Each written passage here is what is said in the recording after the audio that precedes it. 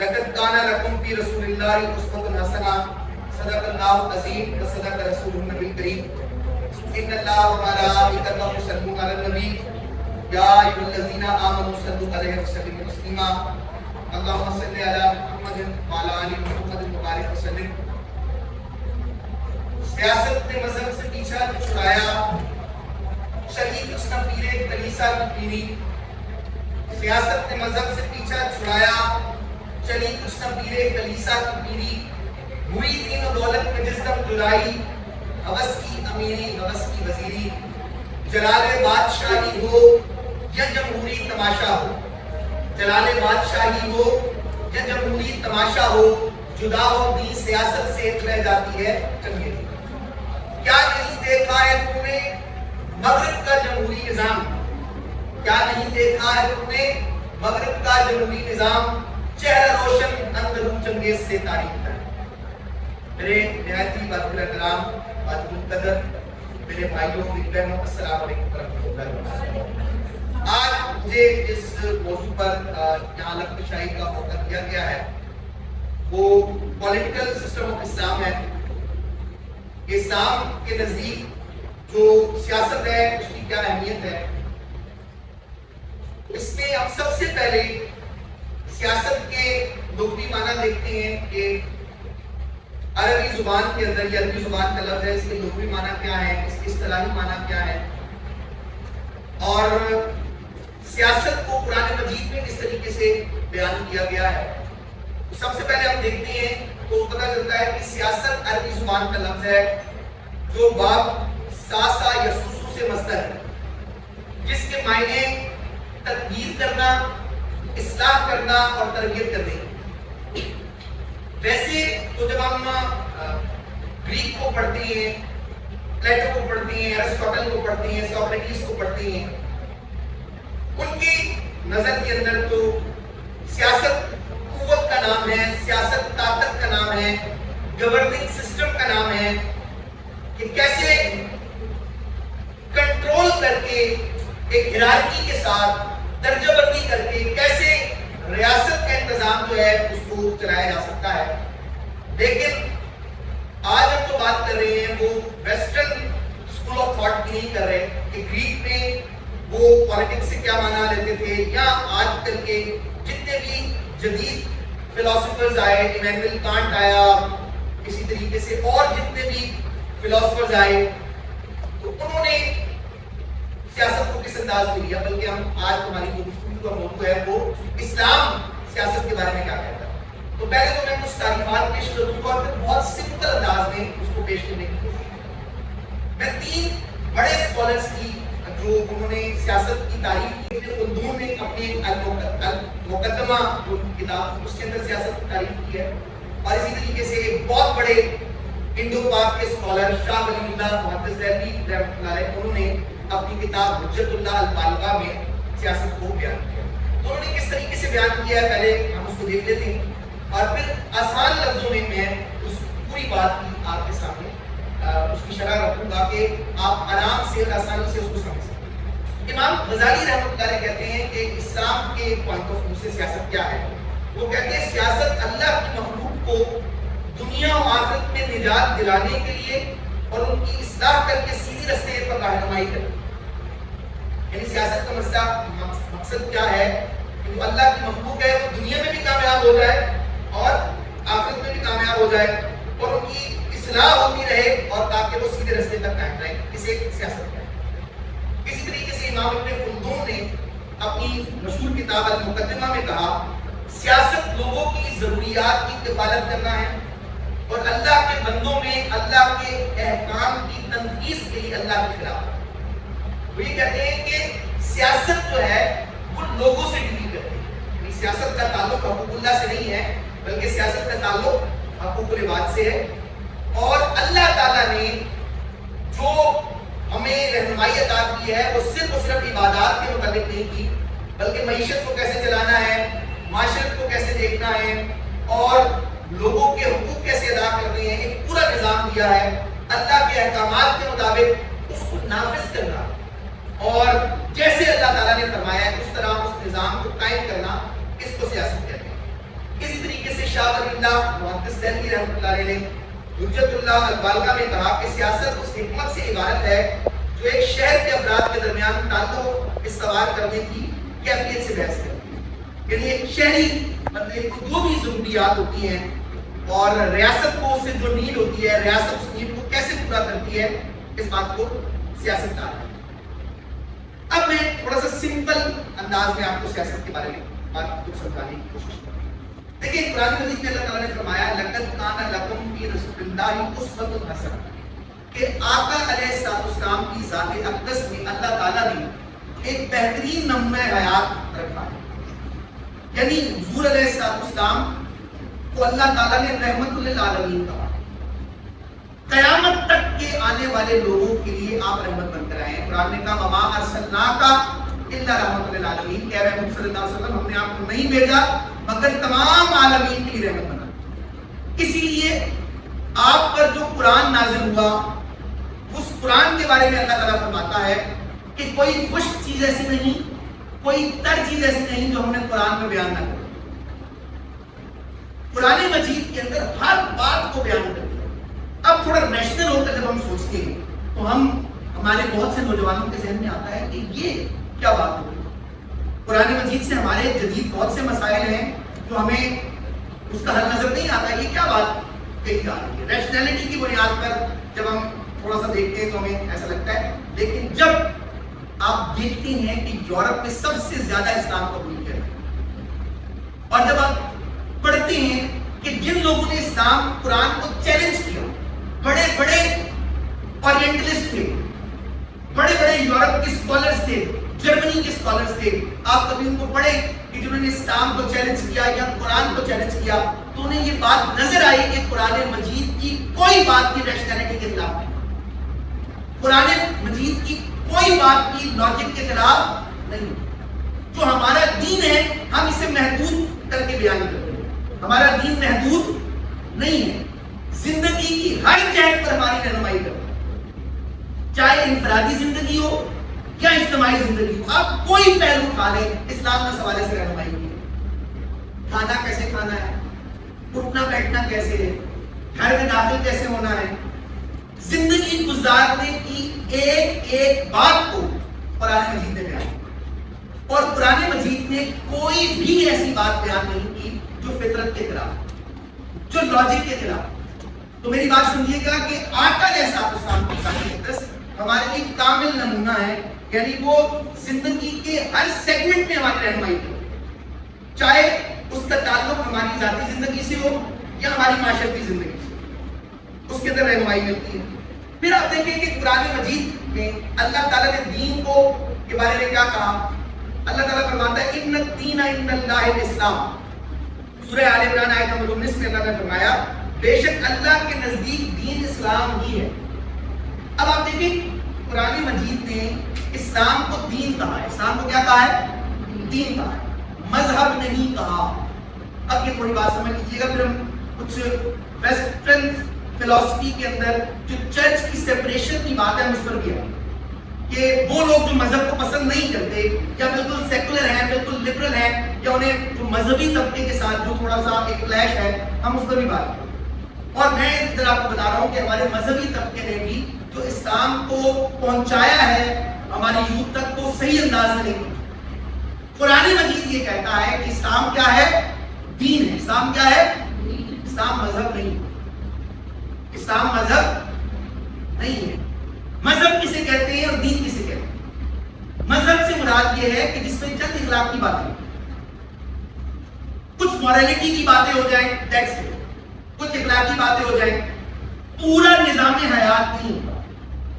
جبکہ دین کامل نمونہ ہے. دین یعنی ایک ایسا سسٹم ہے جس کے اندر کوئی نقص کی گنجائش ہی نہیں، وہ بالکل کامل ہے.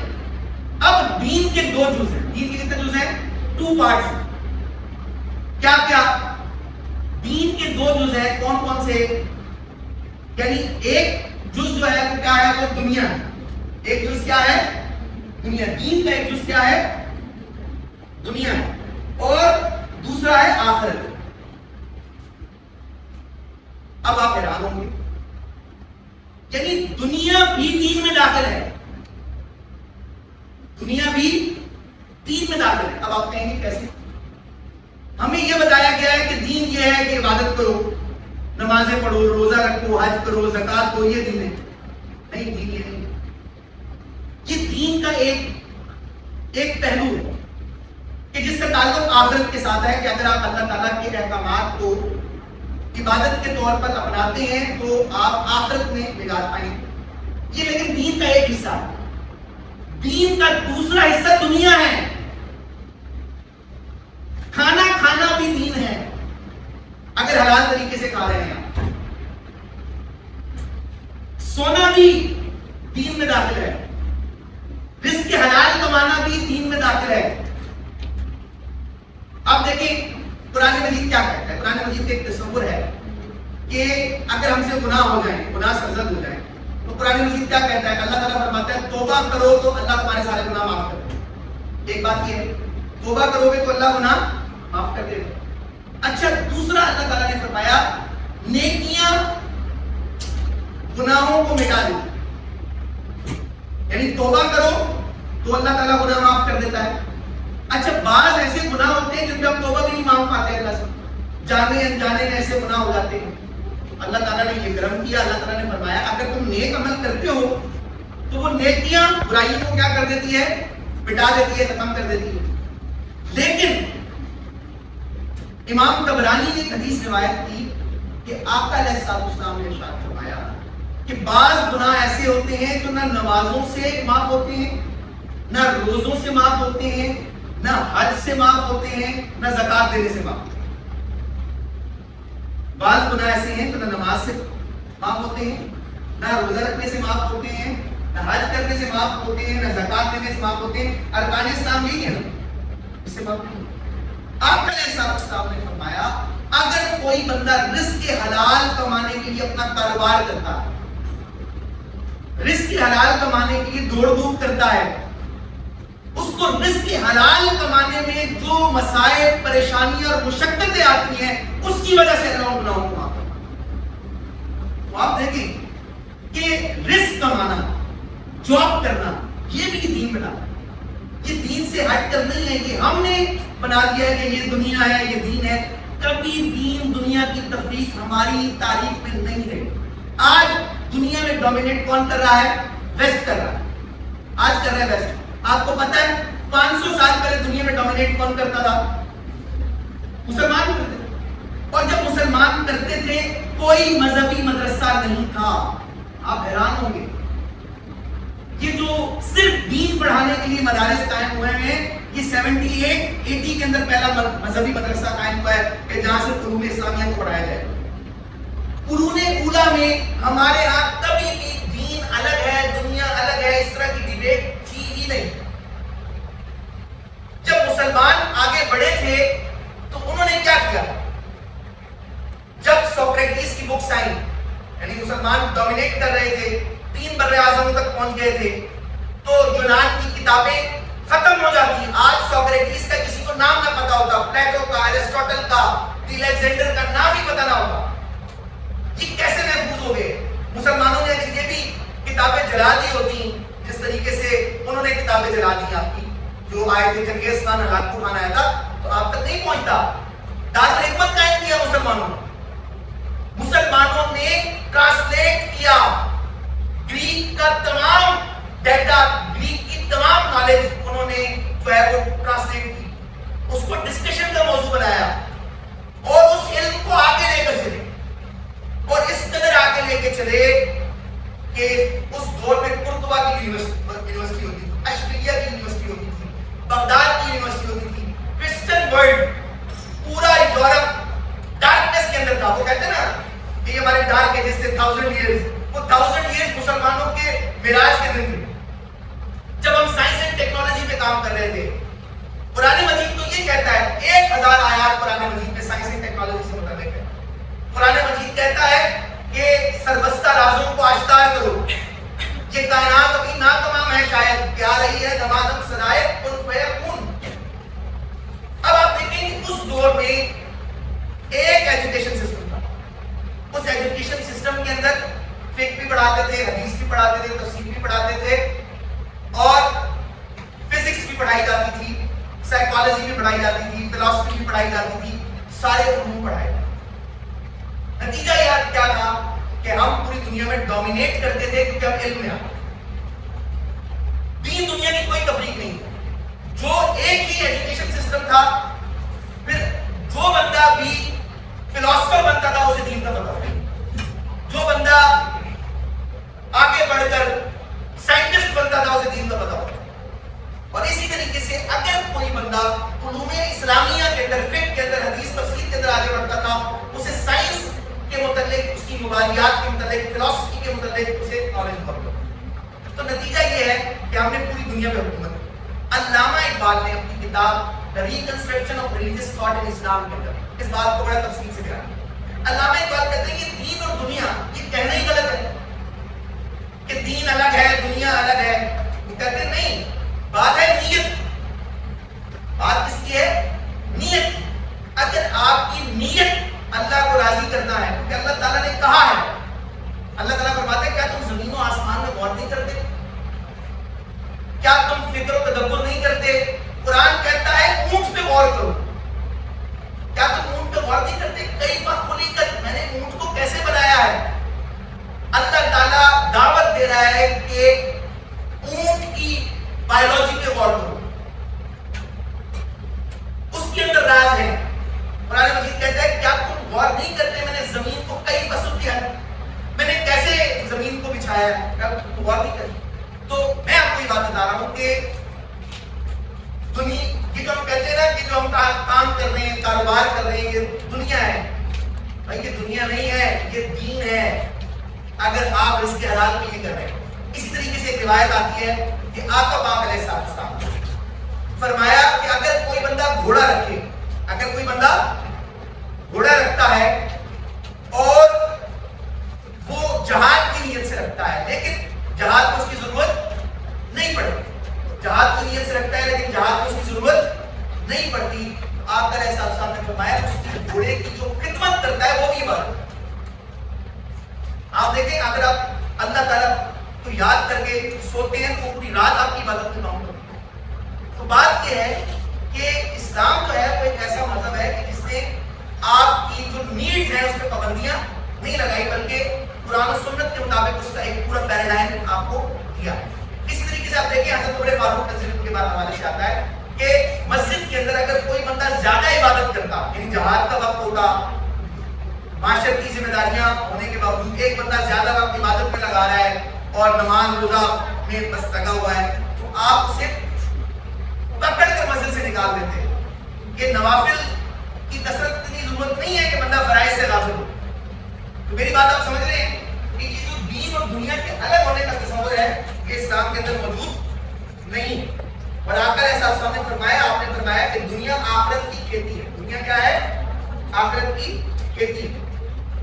اور پھر آپ دیکھیں قرآن مجید میں بھی اللہ تعالیٰ نے کیا فرمایا؟ مالک یوم الدین. دین کو یعنی روز جزا کا مالک، دین کو آخرت سے کنیکٹ کیا یہاں پر، یعنی آخرت کے قانون کو بھی دین کہا قرآن میں. اسی طریقے سے سورہ یوسف میں جب حضرت یوسف علیہ السلام کسی ہیلے سے اپنے بھائی کو اپنے پاس رکھنا چاہتے تھے، لیکن جو اس وقت کا جو بادشاہ تھا اس کے قانون کے مطابق یوسف علیہ السلام اپنے بھائی کو اپنے پاس رکھ نہیں سکتے تھے جب تک کوئی جواز نہ ہو. تو انہوں نے پھر وہ ایک پورا ہیلا کیا اور اپنے بھائی کو روکا اپنے پاس. تو قرآن مجید نے جو اس وقت بادشاہت کا اصول تھا، یعنی بادشاہت کا قانون تھا جو دنیا داری پر مبنی تھا، اسے بھی دین کا، یعنی جو بادشاہت کا اصول ہے یا بادشاہت کا قانون ہے جو خاص دنیوی ایک ٹرم ہے یا ریاست سے تعلق رکھتا ہے، قرآن میں اس کو بھی دین کا. بات یہ سمجھ میں آئی کہ یہ جو دین دنیا کی تفریق ہے یہ ہم نے پیدا کی ہے لیکن قرآن مجید نے اس کو بیان نہیں کیا. اس کی میں ایگزامپل دیتا ہوں. سائیکالوجی کے آپ اسٹوڈنٹ ہیں تو میں آپ کو اس حساب سے ایگزامپل دوں گا. پروفیسر مائیکل ہارٹ، کس قسم کا نام سنا ہے؟ بہت بڑے یورپ کے اسکالر تھے پروفیسر مائیکل ہارٹ. کسی نے نام سنا ہے؟ آپ نے سنا؟ انہوں نے ایک بک لکھی ہے دی 100. کیا بک لکھی ہے؟ دی 100. بہت بڑے ہسٹورین تھے اور انہوں نے دنیا کی 100 عظیم شخصیات کو کا ڈیٹا جمع کیا.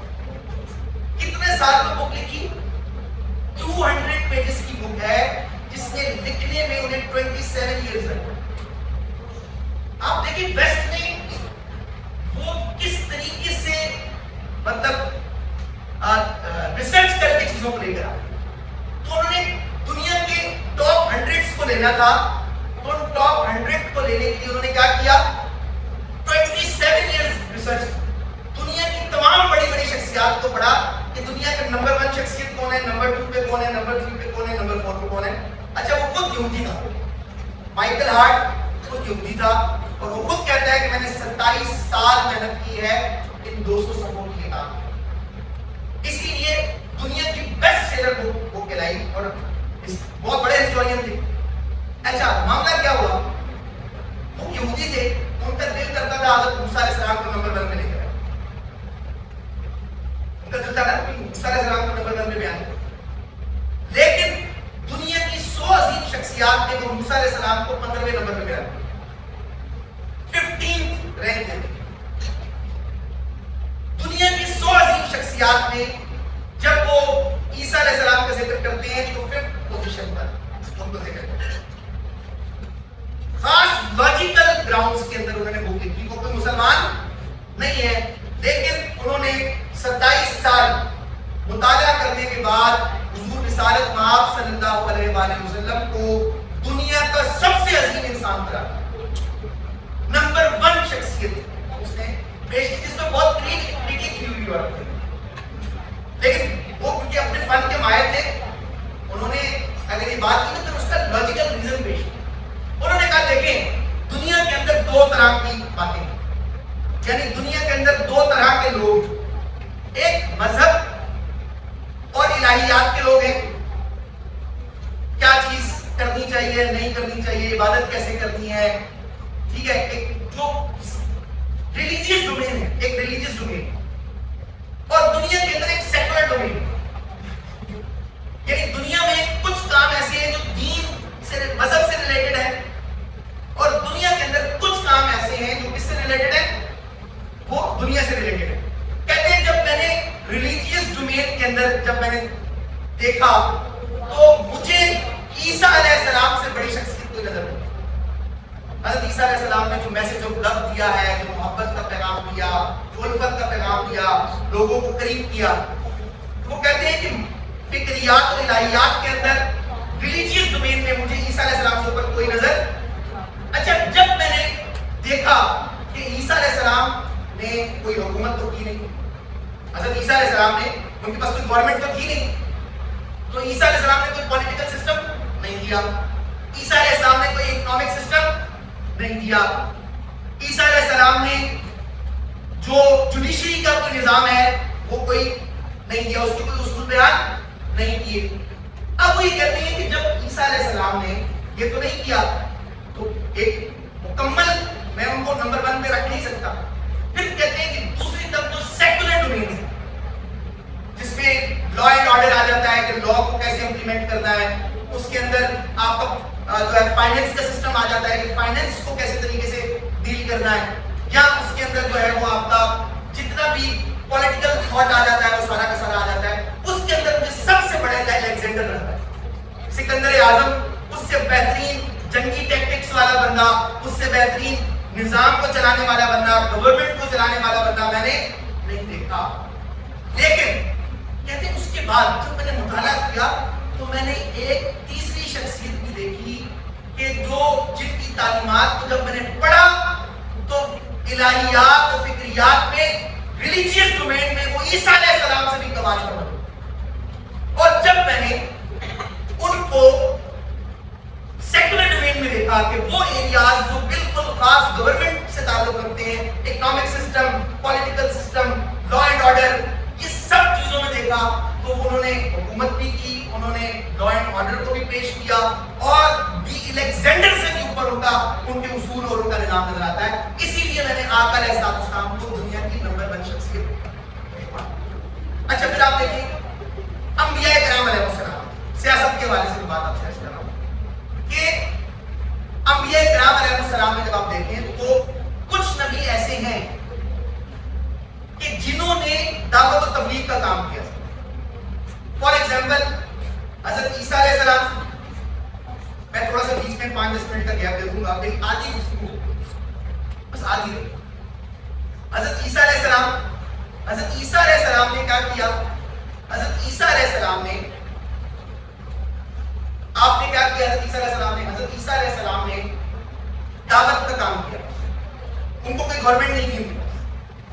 हजरत ईसा अलैहिस्सलाम मैसेज ऑफ लव लेकर आए थे, हजरत याह्या अलैहिस्सलाम मैसेज ऑफ लव लेकर आए थे। उन्होंने सिर्फ दावत दी, हजरत नूह अलैहिस्सलाम ने सिर्फ दावत दी। वहीं आपको अंबिया किराम अलैहिस्सलाम में कुछ नबी ऐसे नजर आते हैं जिन्हें अल्लाह ताला कहता है कि जो ईवल है उससे टकरा जाए, उनको थ्रेट करे, जो जुल्म कर रहा है उसका हाथ रोके। कुरान मजीद ने क्या कहा? हजरत मूसा अलैहिस्सलाम को अल्लाह ताला ने क्या कहा? ऐ मूसा अलैहिस्सलाम जाओ और फिरौन को के दरबार में जाकर अल्लाह का पैगाम पहुंचाओ, शायद कि वो सरकशी से बाज आ जाए। लेकिन अल्लाह ताला ने फिरौन के पास जाते हुए भी कहा कि नरमी से बात करें। वो मौजू नहीं है, लेकिन आप अंदाजा करें फिरौन जैसे बंदे के पास जाकर भी अल्लाह के नबी को हुक्म अल्लाह ताला कर रहा है कि नरमी से बात करें। अच्छा, आप देखिए फिरौन से टकरा गए मूसा अलैहिस्सलाम, इब्राहीम अलैहिस्सलाम नमरूद से टकरा गए। नमरूद ने आग में फेंका ना, तो अल्लाह ताला ने उसे गुलजार फरमा दिया। नमरूद को थ्रेट किया जा रहा। अच्छा, अंबिया कुछ ऐसे थे जिन्होंने सिर्फ दावत और तबलीग का काम किया। कुछ अंबिया किराम अलैहिस्सलाम ऐसे थे जिन्होंने कहा अगर कोई जुल्म करेगा तो जालिम का हाथ होगा, और उन्होंने क्या किया? उनके ऊपर जिम्मेदारी ज्यादा आ गई और उन्होंने अल्लाह के हुक्म पर जाकर जो उनके मुकाबिल जो बातिल कुव्वतें थी उनको थ्रेट जाके किया। वहीं कुरान मजीद बयान करता है इससे आगे की बात क्या करता है? कुरान मजीद ये बयान करता है बाज नबी ऐसे थे जिन्हें अल्लाह ताला ने हुकूमत दे दी और उन्होंने हुकूमत करके दिखाई। पॉलिटिक्स को और तमाम दुनियावी उम्र को उन्होंने बेहतरीन अंदाज में आपके सामने प्रेजेंट किया। वो कौन कौन थे? उनके अंदर हजरत सुलेमान अलैहिस्सलाम, हजरत दाऊद अलैहिस्सलाम, हजरत यूसुफ अलैहिस्सलाम। और आप देखिए कुरान मजीद पूरा सिस्टम बयान करता है। मैं सिर्फ एक एग्जांपल बयान करके थोड़ा गैप दूंगा आप लोगों को, ताकि आप थोड़ा सा रिलैक्स हो जाए, अगली बातें मेरी थोड़ी डाइजेस्ट कर जाएं। थोड़ी सी साइकोलॉजिकल भी लेक्चर इतना लंबा नहीं होना चाहिए। तो मैं सिर्फ आखिरी बात कर रहा हूँ, उसको थोड़ा सा गौर कीजिएगा, फिर हम आगे थोड़ी सी बात करें। हजरत यूसुफ अलैहिस्सलाम देखिए इकोनॉमिक सिस्टम के बारे में कितनी खूबसूरत मिसाल, कमाल। हजरत यूसुफ अलैहिस्सलाम को जब जेल से निकाला गया और हजरत यूसुफ अलैहिस्सलाम को जेल से निकालने के बाद जब हजरत यूसुफ अलैहिस्सलाम को बादशाह ने पूछा कि आप कौन सा ओहदा लेना चाहेंगे, आपको पता है हजरत यूसुफ अलैहिस्सलाम ने कौन सा ओहदा मांगा? हजरत यूसुफ अलैहिस्सलाम ने कहा मुझे खजाइनुल अर्द बना। क्या बना दे? मिनिस्ट्री ऑफ फाइनेंस का ओहदा मांगा। अब आप अंदाजा करें कि कुरान मजीद कितनी खूबसूरती से बात को बयान। अच्छा, आज आप जितना भी इकोनॉमिक्स को पढ़ लें, उसके जितने मॉडर्न थॉट्स हैं आप उसको पढ़ लें, आप हैरान होंगे कि मिनिस्ट्री ऑफ फाइनेंस के अंदर क्या चीज जरूरी है। भाई बादशाह को उन्होंने जस्टिफिकेशन, मैं आपसे कह रहा हूं कि मुझे खजाना अर्द बना दे, मुझे मिनिस्ट्री ऑफ फाइनेंस बना दे, मुझे मिनिस्ट्री ऑफ फाइनेंस दे दे। क्यों दे दे? मैं अलीम भी हूं, मैं हफीज भी हूं। पहली बात यह है मैं फाइनेंस को चलाने का इल्म रखता हूं। दुनिया का कोई भी बंदा फाइनेंस को कंट्रोल नहीं कर सकता अगर सिर्फ फाइनेंस चलाने का इल्म नहीं है, नॉलेज नहीं है, उसकी डेप्थ वाली नॉलेज उसके पास नहीं। आप मेरी बात समझ रहे हैं? तो पूरी दुनिया में अगर आज कोई फाइनेंस मिनिस्टर लगता है तो उसे पता होना चाहिए कि अमेरिका की इकोनॉमी कैसे चल रही है, रशिया की इकोनॉमी कैसे चल रही है, कनाडा की इकोनॉमी कैसे चल रही है, दुनिया भर में वो कौन से फाइनेंशियल प्रोग्राम्स हैं कि जो वो अपने यहां पर इंप्लीमेंट करके बैठे हैं। पहली बात ये कि मैं अलीम हूं, दूसरी बात का मैं हफीज हूं, मैं खयानत करने वाला नहीं हूं। फाइनेंस के अंदर अगर बोरी फट जाए और बोरी में वो गंदम नीचे गिरने लग जाए या चावल नीचे से गिरने लग जाए तो आप ऊपर जितना भरते जाएंगे वो नीचे से खत्म हो जाएगा। तो बात ये है कि अगर बंदा खयानत करने वाला है तो वो फाइनेंस चलाने का है नहीं, और अगर उसे नॉलेज नहीं है कि फाइनेंस को कंट्रोल कैसे करना है तो आप अंदाजा करें। पुराने मजीद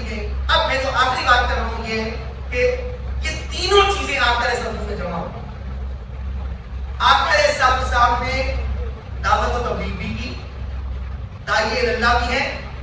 آقا علیہ السلام نے کفر کے نظام کو تھریٹ بھی کیا, آقا علیہ السلام نے جنگیں بھی کی, اور پورا آپ نے گورننگ سسٹم رن کیا, رن کر کے بتایا, اور اس کا نظام بھی وضع.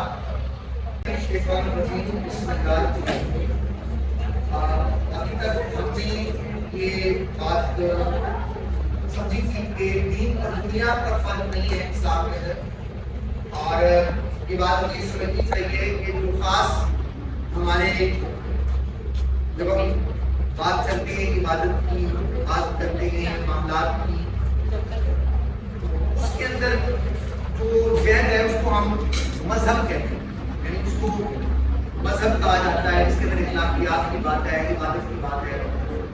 لیکن اسلام کے اندر وہ تمام ایریا جو دنیوی امور سے تعلق رکھتا ہے اور جس کا خالص تعلق بظاہر اس دنیا کے ساتھ ہے, اس دنیا کے نظام کے ساتھ ہے, اسے ہم سیاست کہتے ہیں. تو حضور علیہ السلام آپ نے اپنی ذات اقدس کے اندر آپ نے سیاست کر کے لکھا ہے, یعنی آقا علیہ السلام نے آپ نے 13 سال جدوجہد فرمائی, اور 13 سال آپ نے مکہ کے اندر جب گزارے, جب آپ کے پاس کوئی گورنمنٹ نہیں, وہاں پر آپ نے دیکھیں کہ آقا علیہ السلام کی جو سیرت طیبہ ہے ہمیں نظر آتا ہے کہ جب تک عقیدے کی بات ہو رہی تھی قرآن میں تقریباً 86 سورہ ایسی ہیں جو مکہ کے اندر نازل ہیں, مطلب تقریباً 28 سورہ ایسی ہیں جو مدینے کے اندر نازل ہیں. یہاں 13 سال کے بعد جب مدنی دور کے اندر جو سٹارٹ کی 86 سورہ ہے اس کے اندر زیادہ تر بات عقیدے کی, اللہ کو مانو, رسولوں کو مانو, اللہ کی کتابوں کو مانو, آخرت کا ذکر ہے, مرنے کے بعد اٹھائے جانے کا ذکر ہے. آپ دیکھیں کہ اس دوران حضور علیہ السلام نے کسی کو جواب دینے کا بھی حکم نہیں, یعنی کیا کیا مظالم نہیں ڈھائے. آپ دیکھیں کہ کیا کیا مظالم نہیں ڈھائے کفار نے. آقا علیہ السلام 3 سال خفیہ تبلیغ فرمائی کہ اگر آپ فوراً نہیں, ایسے تو آپ اللہ کے نبی تھے آپ, لیکن آپ نے تمام حکمتوں کو مد نظر رکھا. جب آپ دین کی دعوت کی طرف آئے, آپ نے 3 سال خاموش تبلیغ کی, جس کے اندر تقریباً 40 لوگ مسلمان ہوئے. اس کے بعد اللہ تعالیٰ نے حکم دیا کہ آپ اعلانیہ طور پہ جا کر دعوت دی جائے. تو جب اعلانیہ دعوت دی گئی تو اس کے بعد آپ دیکھیں ابو لہب نے کس قدر آقا علیہ السلام کو تکلیفیں دی, ابو جہل نے کس قدر آقا علیہ السلام کو تکلیفیں دی. حضور علیہ السلام کہیں جاتے تھے تو معاذ اللہ آپ کے رستے کے اندر کانٹے بچھا دیے جاتے تھے. آقا پاک علیہ السلام نماز پڑھتے تھے تو معاذ اللہ آپ کے اوپر اوزری ڈال دی جاتی تھی. اور صحابہ کرام پہ کیا کیا مظالم نہیں ہوئے, حتیٰ کہ مسلمانوں کو ہجرت حبشہ اولا کرنی پڑی, نجاشی کے پاس جانا پڑا جو نیک دل بادشاہ تھا, عیسائی تھا لیکن نیک دل بادشاہ تھا. پھر اس کے بعد جب مسلمان واپس آتے ہیں پھر مظالم بڑھ جاتے ہیں تو مسلمانوں کو دوبارہ جانا پڑا. حضرت بلال کے اوپر جو مظالم ڈھائے گئے, اور بہت سے صحابہ کی مثالیں دی جا سکتی ہیں. تو نتیجہ یہ ہے کہ انہیں دوسری دفعہ ہجرت کرنی پڑی, یعنی ہجرت حبشہ ثانیہ ہوئی. اور پھر آپ دیکھیں کہ وہاں پر جب وہاں پر کفار آ گئے تو آپ اندازہ کریں کہ فریڈم آف ایکسپریشن کی جو بات ہے, یہاں آپ بات کرتے ہیں کہ دس از سینچری آف ڈائلاگ, مکالمے کی صدی. مکالمے کے ذریعے آپ ڈائلاگ کے ذریعے آپ بہت کچھ کر سکتے ہیں. حضرت علی کرم اللہ وجہ آپ کے جو بھائی تھے حضرت جعفر طیارہ رضی اللہ عنہ, انہوں نے کتنی خوبصورتی کے ساتھ ڈائلاگ کیا, اور وہ ڈائلاگ کر وہ مسلمانوں کو باحفاظت لے آئے وہاں سے. پھر آپ دیکھیں کہ مسلمانوں پر جو شیخ ابی طالب کی گھاٹی میں قید کر دیا گیا, یعنی 3 سال سوشل بائیکاٹ کر دیا گیا آقا علیہ السلام. اور آقا علیہ السلام کے ساتھ رہنے والے جتنے بھی ان کی اتباع کرنے والے صحابہ کرام نے ان کا سوشل بائیکاٹ کیا گیا. 3 سال تک ان کے پاس کوئی کھانا لے کر آنے نہیں دیا جاتا تھا, پتوں پہ گزارا کیا, پتے کھا کر گزارا کیا صحابہ کرام علیہ مجمعین نے. پورا ایک سوشل بائیکاٹ انہوں نے دیکھا. پھر آپ دیکھیں کہ جب آقا علیہ السلام آپ طائف کی طرف دعوت دے کے جاتے ہیں تو شریف بچے پیچھے لگ جاتے ہیں, آپ پر سن باری کرتے ہیں، حتیٰ کہ آپ کا اتنا خون مبارک رہتا ہے کہ آپ کے پاؤں مبارک میں جم جاتا ہے۔ جبرائیل علیہ السلام آتے ہیں، کہتے ہیں کہ حضور اگر آپ حکم کریں تو میں ان لوگوں کو پہاڑوں کے درمیان تباہ کر دوں۔ آپ نے فرمایا نہیں، یہ نہیں تو ان کی آنے والی نسلیں ضرور اللہ کے دین کو قبول کریں۔ تو آپ نے ان کے لیے دعائیں ضرور نہیں فرمائی، بلکہ آپ نے ان کے لیے رحمت کی دعا فرمائی۔ تو آپ اندازہ کریں کتنا ایک اس 13 سال کی پیریڈ میں مسلمانوں کو ستایا گیا، لیکن آقا علیہ السلام نے کسی کو بھی جتنا بھی ظلم کیا گیا آپ نے جوابی کارروائی کا حکم نہیں۔ جب تک کس سے پتہ چلتا ہے کہ اس دوران میں عقیدے کی تعمیل ہو رہی تھی، عقیدے کی بنیاد پہ کسی کو قتل کرنا جائز نہیں۔ لا اکراہ فی الدین، دین میں کوئی جبر نہیں۔ ہاں جب آقا علیہ السلام کو اللہ تعالیٰ نے حکم دیا آپ ہجرت کریں، اور جب آپ ہجرت کی اور آپ نے ایک ریاست کی بنیاد پر، آقا علیہ السلام نے کیا کیا؟ ایک ریاست کی بنیاد، ایک اسٹیٹ کی بنیاد رکھی۔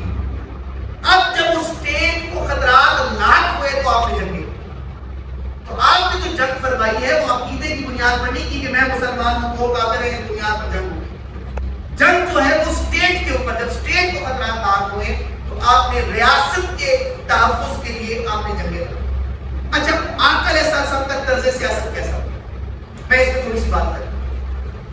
جب آقا علیہ السلام نے نبوت کا اعلان نہیں کیا تھا تب بھی آقا علیہ السلام کی جو خواہش تھی وہ یہ تھی کہ لوگ امن سے رہیں اور چیزوں کو سیاسی بنیاد پر افہام و تفہیم سے رہیں۔ حضور علیہ السلام جب آپ کی لڑکپن کا آپ کا دور مبارک تھا، 15-16 سال آپ کی عمر مبارک تھی، تو ایک جنگ ہو گئی جسے حرب فجار کہتے ہیں، وہ جنگ ہو گئی اور اس میں قریش حق پہ تھے اور جو سامنے والا جو لوگ تھے وہ حق پہ نہیں تھے۔ تو آقا علیہ السلام نے اس جنگ میں شرکت کی اور حق کا ساتھ دیا، اور اس کے اندر پھر جو ایک میٹنگ ہوئی اس کے اندر جب ان کو یعنی ایک حلف الفضول ایک معاہدہ ہوا کہ جس کے اندر یہ بات آقا علیہ السلام نے اس میں شامل ہوئے کہ کوئی بندہ بھی جو ظلم کرے گا اس کے خلاف سارے مل کر جو ہے وہ اس کے خلاف معاملہ کریں گے، لیکن امن کو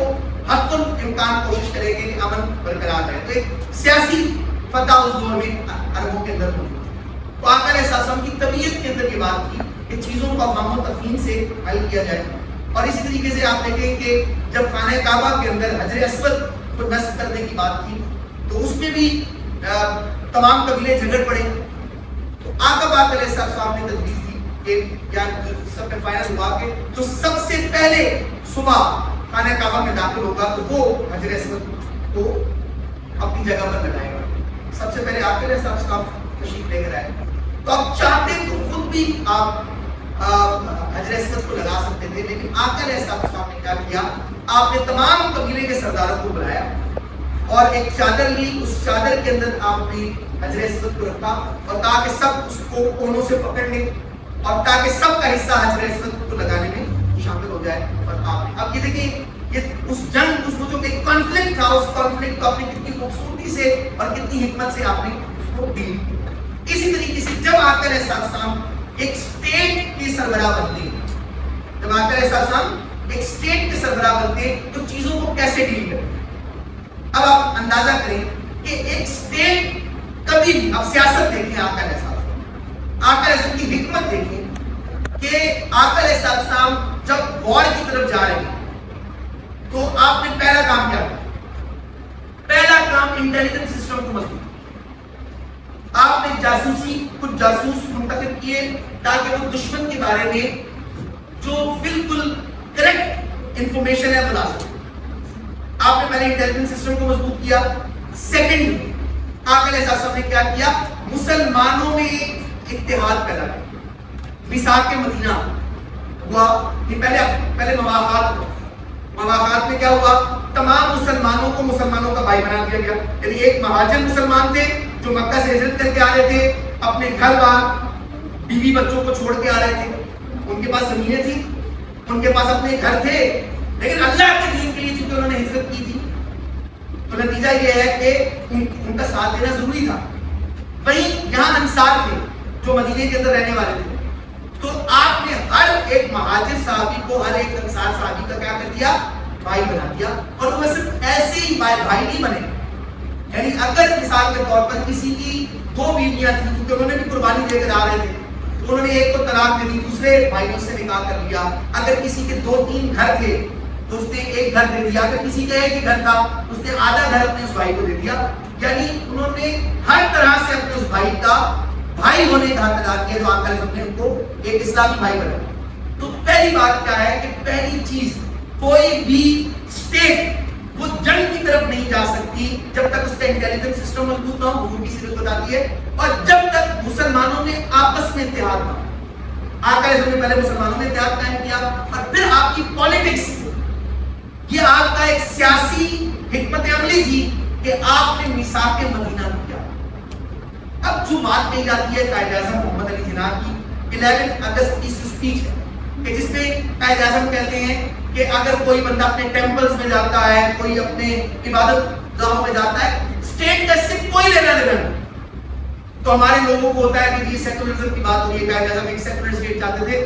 ارے بھائی یہی بات تو میثاق مدینہ میں آ کر ایسا سب نے پیش کی. اسٹیٹ کو کیا لینا دینا کہ کوئی ہندو ہے، اسٹیٹ کو کیا لینا دینا کوئی عیسائی ہے، کوئی یہودی ہے. مائنورٹیز کے حقوق کو آ کر ایسا صاحب نے پیش کیے. میثاق مدینہ کے اندر کیا بات ہے؟ میثاق مدینہ میں مشرکین مکہ کو بھی بلایا گیا، اس کے اندر عیسائیوں کو بھی بلایا گیا، یہودیوں کو بھی بلایا گیا، تمام مائنورٹیز کو بلایا گیا، اور کہا کہ تمہیں تمہارا پورا حق دیا جائے گا. تم لوگ بھی مدینہ اسٹیٹ کے رہائشی ہو. یہ ایک اسلامک اسٹیٹ ضرور ہے، لیکن اس میں تمہیں کسی بھی اور اسٹیٹ سے زیادہ جو ہے نا امن کا حق ملے گا، اور تمہاری ساتھ کوئی زیادتی کرنے والا نہیں. عدل و انصاف کو قائم کیا جائے گا یہاں. کیا میری بات سمجھ رہے ہیں آپ؟ تو ادھر آ کر احساس نے کیا کیا کہ جب اس میں آپ نے ان کا اتحاد کیا اور ان میں ایک چیز کہا کہ غداری کی معافی. اگر کسی نے مکہ میں جا کے کوئی پیغام پہنچانے کی کوشش کی یا کسی کی وفاداری اگر مکہ والے لوگوں کے ساتھ ہے تو ہم اس کو برداشت کریں گے. آپ دیکھیں آقا علیہ السلام نے یہ سٹیپس لینے کے بعد، مائنورٹیز کو بھی اپنے ساتھ ملانے کے بعد، مسلمانوں میں بھی اتحاد پیدا کرنے کے بعد، انٹیلیجنس سسٹم کو مضبوط کرنے کے بعد، اب آپ جو ہے وہ جہاد کی طرف جاتے ہیں اور غزوہ بدر. تو آپ کی سیاست کا آپ اندازہ لگائیں، سیاسی حکمت عملی کا اندازہ لگائیں کہ پھر اس کے دور رس نتائج مرتب ہوتے ہیں. آگے آپ دیکھیں کہ آقا علیہ السلام نے جو صلح حدیبیہ، حضور علیہ السلام کا جو طرز سیاست تھا اس کے اندر جنگ، آپ کوشش آپ کی تھی کہ جنگ جو ہے وہ نہ ہو، آپ جو ہے وہ امن کو موقع دینا چاہتے ہیں. اب اگر آپ کی کوشچن کریں گے اس کی کیا دلیل کیا ہے، تو غزوہ بدر ہوتی ہے تو زیادہ کون چل کے آتا ہے؟ کفار چل کے آتے ہیں. مدینے سے قریب ہے بدر، زیادہ کون چل کے آیا؟ ایگریسو کون ہے؟ کفار ہے. احد کے اندر نہیں، حضور تو جنگ، حضور تو امن چاہتے ہیں. احد کے اندر کون ایگریسو ہے؟ اب احد قریب ہے مدینہ سے، مکہ سے کوئی اتنا فاصلہ طے کر کے آتے ہیں. ایگریسو کون ہے؟ حتیٰ کہ غزوہ خندق کے موقع پر 10,000 کا لشکر لے آئے اور مسلمان اس پوزیشن میں نہیں تھے کہ لڑ سکے. سیاسی حکمتیں ہوتی ہیں. آپ کا کیا تھی؟ آپ نے کہا وار سے کس طرح بچا جا سکتا ہے. آپ نے مشورہ کیا. سلمان فارسی رضی اللہ تعالیٰ نے کیا کہا؟ انہوں نے کہا، حضور نے کہا کیسے جنگ سے بچا جا سکتا ہے؟ حضرت سلمان فارسی نے کہا حضور اگر خندق کھود دی جائے تو جنگ نہیں ہوگی. اب حضور نے اپنی مشاورت کی، آپ اللہ کے نبی ہیں لیکن آپ مشاورت کر رہے ہیں. اب مجھے یہ خندق کیا ہوتا ہے؟ انہوں نے کہا جی پرشین امپائر کے وہاں پر آپ جب چاہتے ہیں کہ جنگ نہ ہو تو ہم خندق کھود دیتے ہیں. تو یہ 2 مدینے کی پہاڑیاں، ان کے درمیان اگر ایک چوڑی سی خندق کھود دی جائے تو کوئی بھی اس کو عبور نہیں کر سکتا، کوئی گھوڑا بھی اس کو پھلانگ نہیں سکتا، تو حملہ ہی نہیں ہوگا. حضور نے تو جنگ سے پریکاشنز کے معاملات کو اختیار کیے. اور پھر آپ دیکھیں کہ غزوہ خندق کے بعد فوراً صلح حدیبیہ ہو جاتا ہے. یہ آپ دیکھیں آپ کی پالیٹکس کیا ہے. یعنی حضور علیہ السلام ایک معاہدہ کرتے ہیں، اس معاہدے کے اندر شرمناک شرائط ہیں کہ اگر مثال کے طور پہ کافروں سے کوئی بندہ مسلمانوں کے پاس آ جائے گا تو مسلمانوں کو واپس کرنا پڑے گا، اور اگر مسلمانوں کا کوئی بندہ کفار کے وہاں پر چلا گیا تو وہ واپس نہیں کریں گے. اور بہت ساری شرمناک شرائط تھی. لیکن حضور نے ایک معاہدہ کیا کہ 10 سال تک جنگ نہیں ہوگی. آپ نے پالیٹکس کو اس طریقے سے دی کہ 10 سال تک جنگ نہیں ہوگی. اور آپ دیکھیں کہ آقا پاک علیہ السلام نے جب اس معاہدے کو قائم کیا تو معاہدہ ان کی طرف سے توڑا گیا. اور جب معاہدہ ان کی طرف سے توڑا گیا تو تو آقا پاک علیہ السلام آپ جب خانہ کعبہ مکہ میں داخل ہوتے ہیں، آپ جب مسلمانوں کو حق حاصل ہو گیا کیا وہ مکہ پہ حملہ کر سکتے ہیں کیونکہ معاہدہ مشرکین کی طرف سے توڑا گیا تھا، تو سب لوگ کہہ رہے ہیں آج بدلے کا دن ہے، آج انتقام کا دن ہے.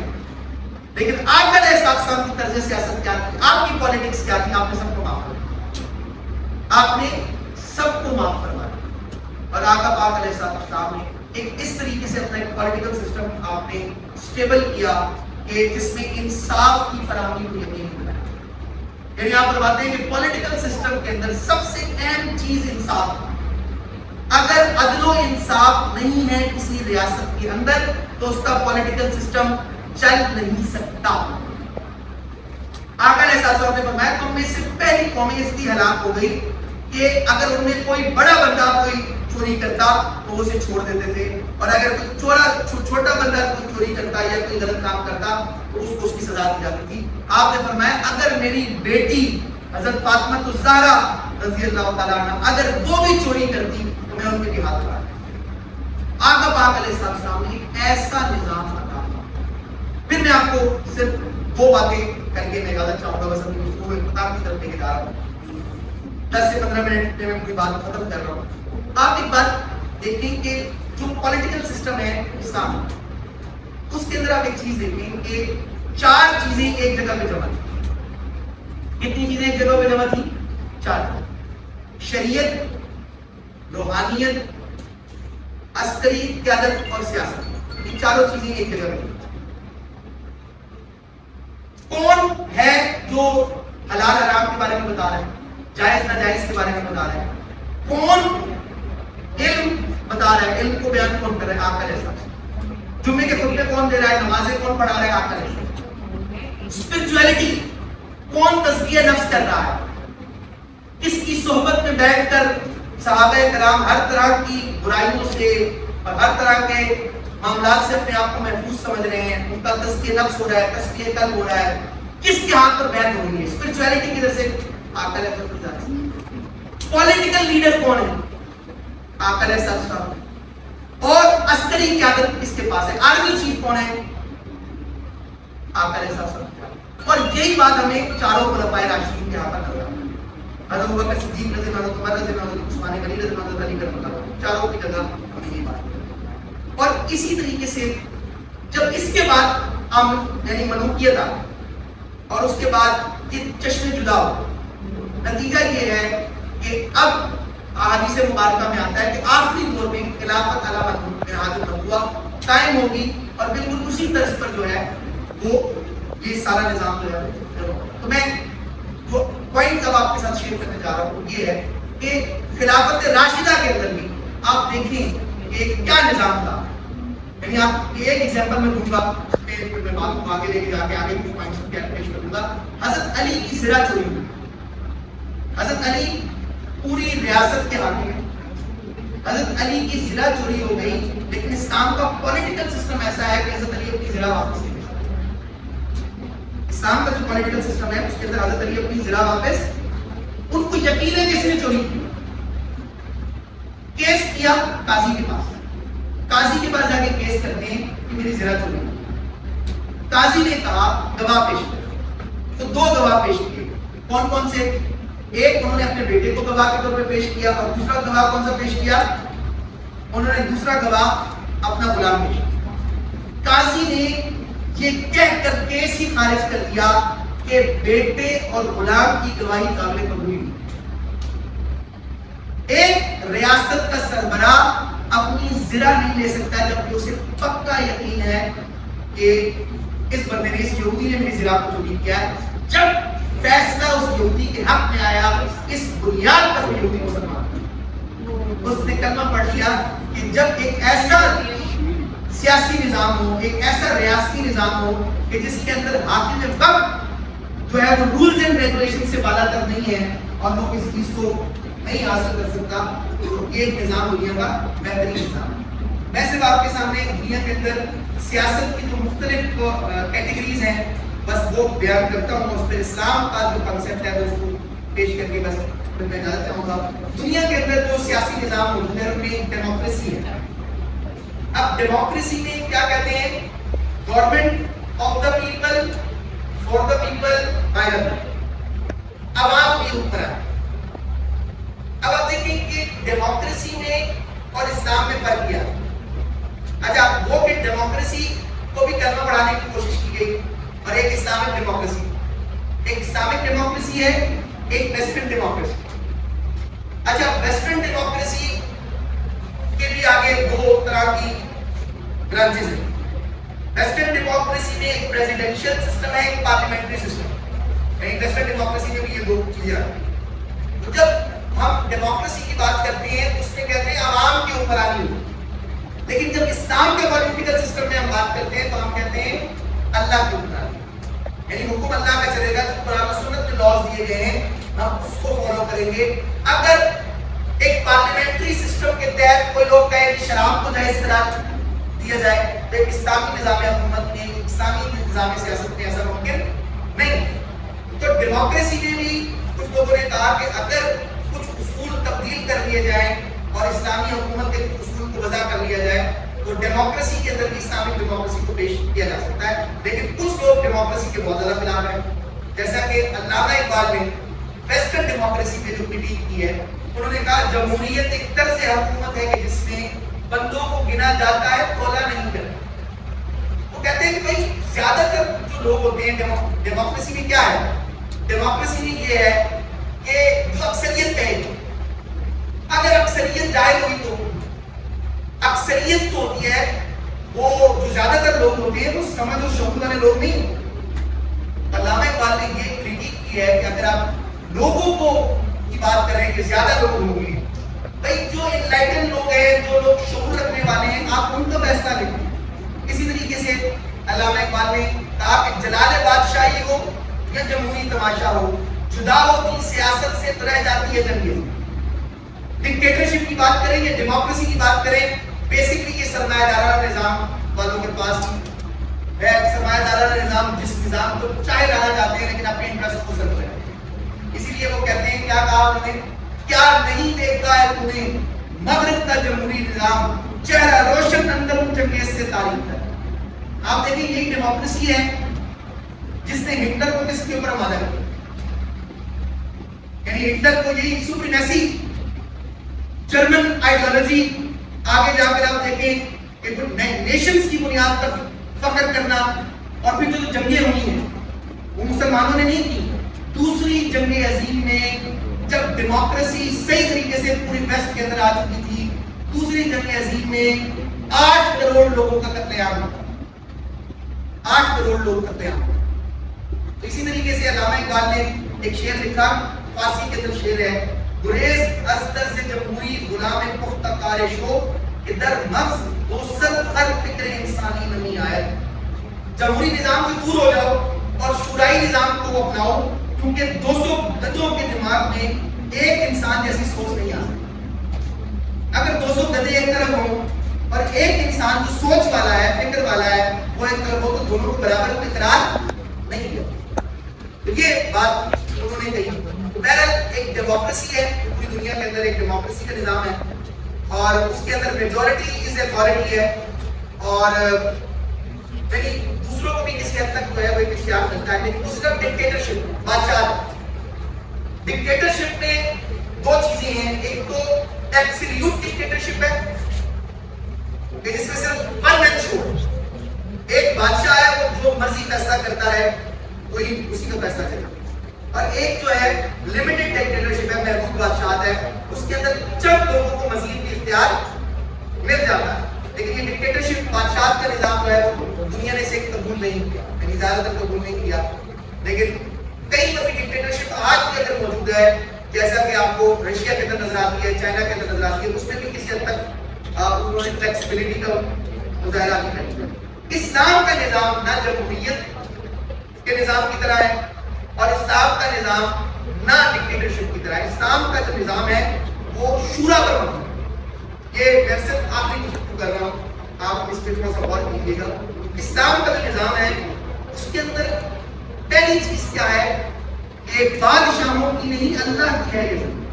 اچھا اس کے اندر ایک اور چیز ہے جسے اقبال قائد اعظم نے क्रिटिसाइज किया। उन्होंने कहा मल्लाहियत की बुनियाद पर थियोक्रेसी नहीं आनी चाहिए, इस्लाम आना चाहिए। कायद आज़म मोहम्मद अली जिन्ना रहमतुल्लाह अलैह ने तकरीबन 100 स्पीचेस की हैं जिनमें उन्होंने इस्लाम की और पॉलिटिकल थॉट की बात की। और उनसे जब पूछा गया कि पाकिस्तान का निज़ाम कौन होगा, तो उन्होंने कहा मैं कौन होता हूँ निज़ाम बनाने वाला, आका अलैहिस्सलाम ने 1300 साल पहले इस्लाम का पॉलिटिकल निज़ाम दे दिया, और वो कुरान। यानी कायद आज़म मोहम्मद अली जिन्ना रहमतुल्लाह अलैह कुरान पर बहुत ज़्यादा एम्फसाइज करते हैं। लेकिन कायद आज़म ने कहा था कि पाकिस्तान एक थियोक्रेटिकल स्टेट नहीं होगा। थियोक्रेसी क्या है कि मजहबी एक तबका आकर हुक्मरान बनकर बैठ जाए, बिल्कुल कंजर्वेटिव सोच का मालिक हो, और उसके अलावा जो फिरके हैं उन सब पे वो कहे जनाब सबको रगड़ दो। थियोक्रेटिकल स्टेट नहीं हो, थियोक्रेसी नहीं हो कि जिसके अंदर एक बंदा जो है वो सिर्फ कुरान का नाम लेकर, मजहब का नाम लेकर जो मर्जी चाहे करता है। थियोक्रेटिकल स्टेट जो है वो कबूल नहीं है। इस्लामिक स्टेट तो कबूल है, एक थियोक्रेटिकल स्टेट कबूल नहीं है। अब इस्लाम का जो निज़ाम है जो अल्लामा इकबाल ने बयान किया, जो कायद आज़म मोहम्मद अली जिन्ना ने बयान किया, और इस्लाम का वैसे निज़ाम है उसकी कुछ बातें हैं, वो ये है कि जो अल्लाह का अहकामात है, वो हुदूदुल्लाह है, उनका निफाज जरूरी है। और अल्लामा इकबाल ने तो जमहूरियत की भी अपनी जो इंग्लिश टेक्स्ट्स हैं उसमें उन्होंने तहसीन की है। मतलब वो कहते हैं कि डेमोक्रेसी अब आना चाहिए। वो कहते हैं कि इब्ने खल्दून ने ये कहा था, क्योंकि खिलाफत का नजरिए की बात हुई थी, उन्होंने कहा था, इब्ने खल्दून ने कहा था कि खिलाफत अब दोबारा होनी चाहिए या नहीं होनी चाहिए। तो उसके 3 नजरिए। उन्होंने कहा एक अहले सुन्नत का नजरिया है कि खिलाफत होनी चाहिए। दूसरा नजरिया उन्होंने कहा किसका है, उन्होंने कहा खवारिज का है, जो कहते हैं खिलाफत की जरूरत ही नहीं। लेकिन एक तीसरा नजरिया तक था मुअतज़िलाइट्स का, कि जिन्होंने कहा था कि अगर जरूरत पड़े तो खिलाफत को छोड़कर किसी और निजाम को भी इख्तियार किया जा सकता है। अल्लामा इकबाल ने reconstruction of religious thought in इस्लाम में कहा कि अगर मुसलमान डेमोक्रेसी को भी ले लेते हैं तो वो कहते हैं कि डेमोक्रेसी को कुछ बेहतर किया जा सकता है, वेस्टर्न डेमोक्रेसी से अलग किया जाएगा। और उसके अंदर वो कहते थे कि पार्लियामेंट के अंदर ऐसे लोगों को लाया जाए कि जो सिर्फ जिसमें उलमाए कराम ना हो, उसमें साइकोलॉजिस्ट भी हो, उसमें फिलोसफर्स भी हो, उसमें सोशल साइंसेस के माहिर भी हो, और पॉलिटिकल थॉट के एक्सपर्ट्स भी हो।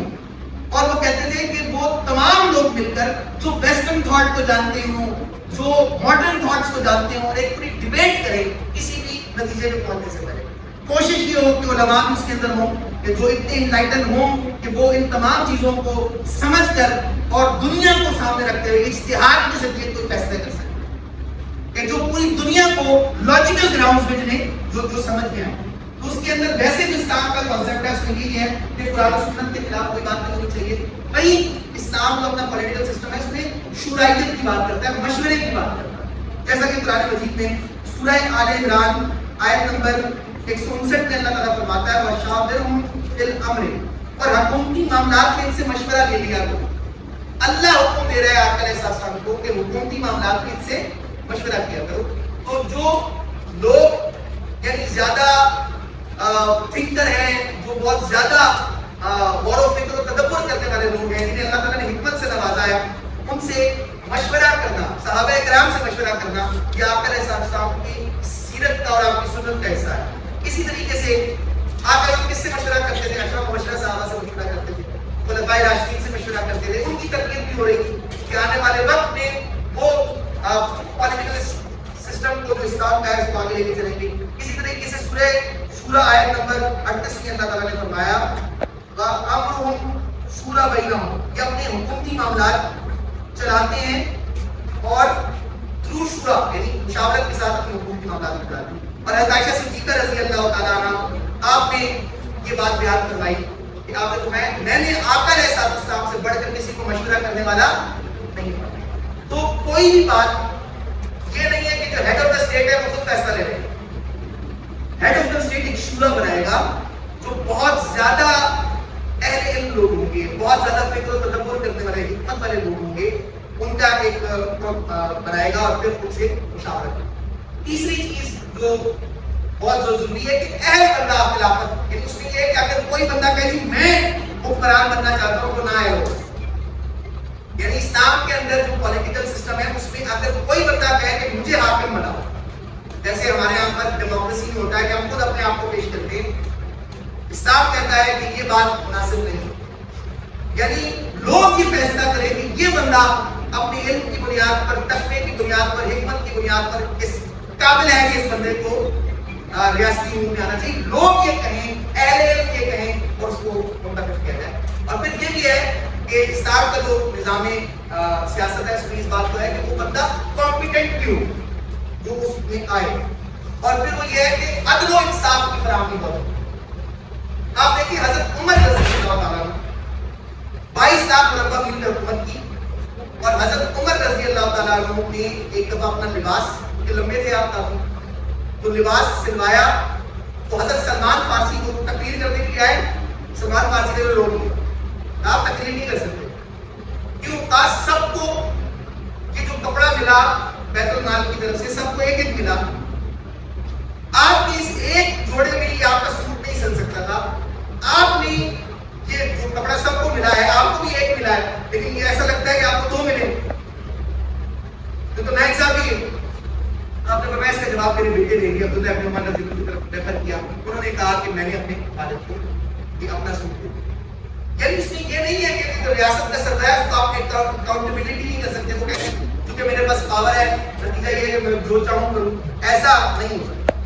اور اس میں آپ فریڈم آف ایکسپریشن پہ پابندی نہیں لگا سکتے، زبان پر تالے نہیں لگا سکتے، اگر آپ کوئی کریٹیک کر رہا ہے آپ اس کو نوٹس کر لیں اور آپ اس کو جو ہے وہ تختہ مشق بنائیں، ایسا نہیں ہوتا۔ اور پھر جو آخری بات میں اس میں کرنا چاہتا ہوں وہ کیا ہے، اس نے جیسے کہ علامہ اقبال نے کہا کہ سیاست نے مذہب سے پیچھا چھڑایا، چلی کچھ نہ پیرے کلیسا کی پیری، ہوئی دین و دولت میں جس دم جدائی، ہوس کی امیری ہوس کی بڑی۔ ہمیں جب پولیٹیکل سسٹم کی بات کی جاتی ہے تو ہمیں یہ کہا جاتا ہے، ہمیں ویسٹرن ہسٹری کی بات کی جاتی ہے کہ دیکھیں جب ملائیت آ گئی تو یورپ کا کیا حال ہے، یورپ اپنے ڈارک ایجز سے گزر رہا تھا، آپ نے پادری کو گورنمنٹ دے دی، نتیجہ یہ ہے کہ جب پادری گورنمنٹ کے اندر آیا اس نے دوسرے فرقوں کو قتل کرنا شروع کر دیا۔ یعنی جب آپ ویسٹرن ہسٹری کو پڑھتے ہیں تو اس کے اندر ایک ہے اسپینش انکویزیشن، آپ کبھی ہسٹری میں پڑھیں گے، آپ گوگل کر لیجیے گا، اسپینش انکویزیشن۔ مسلمانوں نے 800 سال حکومت کی تھی اسپین میں، قرطبہ میں یونیورسٹیاں ہوتی تھیں، اور علامہ اقبال بھی جب قرطبہ کی مسجد میں گئے تو رو پڑے تھے، انہوں نے پوری ایک نظر دی تھی قرطبہ کے اوپر۔ مسلمانوں نے 800 سال حکومت کی اسپین پر، لیکن جب فرڈینڈ بادشاہ ملکہ ازبیلا کی شادی ہوئی اور انہوں نے حملہ کیا اور وہاں پر پوپ کی حکومت، تو تمام ہسٹورینز لکھتے ہیں کہ چونکہ اقتدار پادری کے پاس تھا، ریلیجیس لوگوں کے پاس تھا، نتیجہ یہ کیا کہ انہوں نے کوئی مسلمان زندہ نہیں چھوڑا، یا اکثریت کو مسلمانوں کا قتل عام کیا اور باقیوں کو ملک بدر کر دیا، اور نہ صرف مسلمانوں کو زندہ نہیں چھوڑا، اسپینش انکویزیشن میں جب آپ اسپین میں آج بھی جاتے ہیں تو اسپین کے اندر آج بھی آپ کو میوزیم نظر آتے ہیں جہاں مسلمانوں کی کھوپڑیاں پڑی ہوئی، اس کھوپڑیوں کے مینار بنے ہوئے ہیں، آپ آج جا کے گوگل کریں تو آپ کو اسپینش انکویزیشن کے حوالے سے وہ ساری چیزیں نظر آ جائیں گی۔ انہوں نے مسلمانوں کا قتل عام کیا، انہوں نے یہودیوں کا قتل عام کیا، کوئی یہودی نہیں چھوڑا، کیونکہ وہ یہودیوں سے بھی نفرت رکھتے تھے، ان کا یہ خیال تھا کہ حضرت عیسیٰ علیہ السلام کو صلیب دی گئی ہے اور اس کے پیچھے جو سارا کردار ادا کیا وہ جو ہے وہ یہودیوں نے۔ اس لیے آپ شیکسپیئر کو دیکھیں تو شیکسپیئر بہت زیادہ مذاق اڑاتا ہے یہودیوں، یعنی اس کے ڈرامے پڑھے جب شیکسپیئر کے تو شیکسپیئر بہت زیادہ مذاق اڑاتا ہے، تو ایک غم و غصہ ہمیشہ سے عیسائیت کے اندر جو ہے وہ یہودیت کے خلاف رہا، اب وہ بہت کم ہوتا ہوا نظر آتا ہے یا کم لگتا ہے، لیکن ایک دور میں یہ بہت پیک پہ تھا۔ نتیجہ یہ انہوں نے مسلمانوں کا قتل عام کیا، انہوں نے یہودیوں کا قتل عام کیا، پھر جو پوپ تھا اس نے دوسرے فرقے پہ کفر کے فتوے لگا کر جناب ان کی بھی جائیدادیں ضبط کر لی اور ساری چیزیں۔ جو بھی بات جب سیکولرزم کی بات کی جاتی ہے کہ سیکولرزم ہونا چاہیے اور مذہب کا کوئی تعلق نہیں ہونا چاہیے، دیکھیں کہ جب سیکولرزم آیا ہے ویسٹ کے اندر تو ویسٹ نے کتنی ترقی کی، ویسٹ کتنی ترقیوں کی بلندی پہ پہنچ گیا ہے، یہ ہے وہ ہے تمام۔ علامہ اقبال نے اس پورے بات پر یہ ڈیبیٹ کی ہے۔ علامہ اقبال یہ کہتے ہیں کہ بھائی جان آپ ویسٹ کا اسلام سے مقابلہ نہیں کر سکتے، آپ کرسچینٹی کا اسلام سے مقابلہ نہیں کر سکتے۔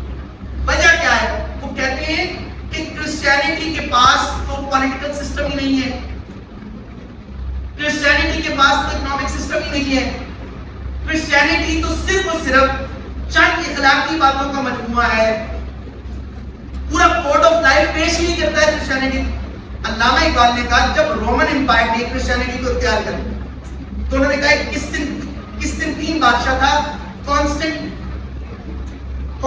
نام تھا، یا اس کا نام کس دن 3 تھا، تو اس نے کیا کہا کہ بھائی امپلیمنٹ کرو اس کے اوپر اسلام اور عیسائیت کو امپلیمنٹ کرو، پوری کرسچینٹی کو جو ہے وہ ایک اسٹیٹ کے طور پر لا کے طور پہ لے کر، تو وہ نہیں لا پایا۔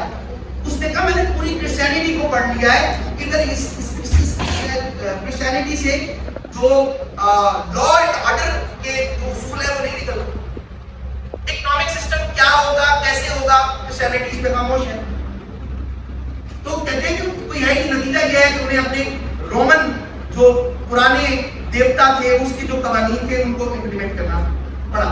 تو علامہ اقبال نے کہا پہلی بات یہ ہے کہ آپ اسلام ایک مکمل کوڈ آف لائف، اسلام کو آپ کرسچینٹی سے وہ نہیں کر سکتے، اور اگر کوئی کنزرویٹو طور پہ اسلام کو پیش کرتا ہے تو وہ کوئی بات نہیں ہے، لیکن اسلام کو جب آپ صحیح طریقے سے آپ فکر و تدبر کے ساتھ دیکھیں گے تو اسلام نے ایسے اصول وضع کیے ہیں کہ جو فطرت کے مطابق۔ پھر دوسری بات علامہ اقبال کہتے ہیں کہ آپ کو یہ تو نظر آ رہا ہے کہ ویسٹ سائنس اینڈ ٹیکنالوجی میں آگے چلا گیا، لیکن ویسٹ اپنے خاندانی نظام میں کام ہو جائے۔